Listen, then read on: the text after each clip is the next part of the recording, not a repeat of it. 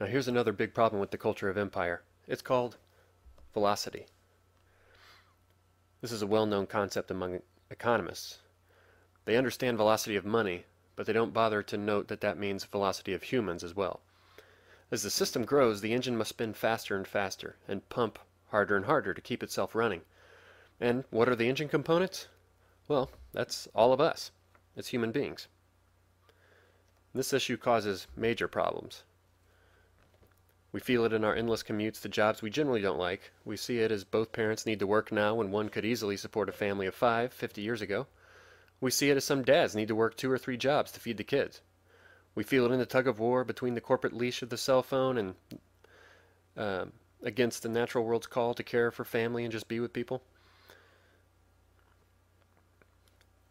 Sometimes it seems we feel this most when we just step out into the natural world where there is no man-made velocity machine.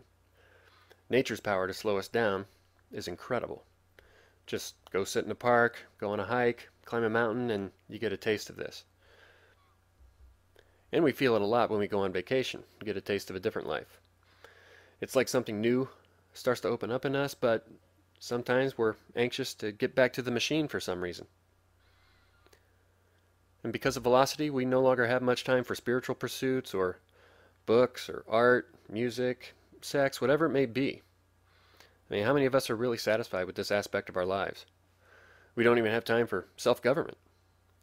A republic depends on bottom-up participation of the people, but we don't have the time. The engine's cranking too fast. The empire system owns our time. I actually think that's the way they want it. So we're all too distracted and busy to drive government from the bottom up. They like it top down. When it comes to books, it seems the only ones worth our time, since we have none, are those that help us be more effective narcissists or more successful in the system, or those that tell us how to make more money.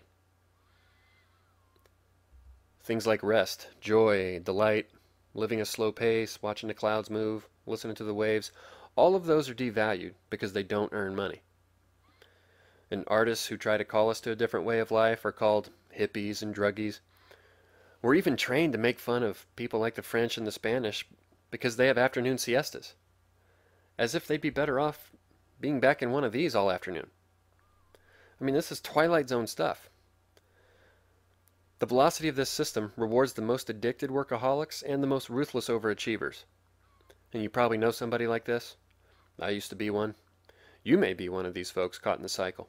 And the worst part is, we're trained to think that's good. We're trained to call this form of existence, quote, freedom. You know, if only we had listened to Martin Luther King 40 years ago, I wonder if we can hear him today. Can you hear him, or I'm just curious, are you bristling that I'm critiquing the system in this way? It might be an interesting exercise to take a few minutes to get in touch with what you're feeling right now about this issue of velocity. And so this rounds out the top 10 list. This reveals how our supposed best and brightest economists from the most elite schools are deeply wrong. They model the velocity of money, but ignore that that means the velocity of humans. So real humans had better start speaking up against these robotic Ivy League economists. They're stuck in ridiculous math models that assume away the fact that we are living, loving human beings.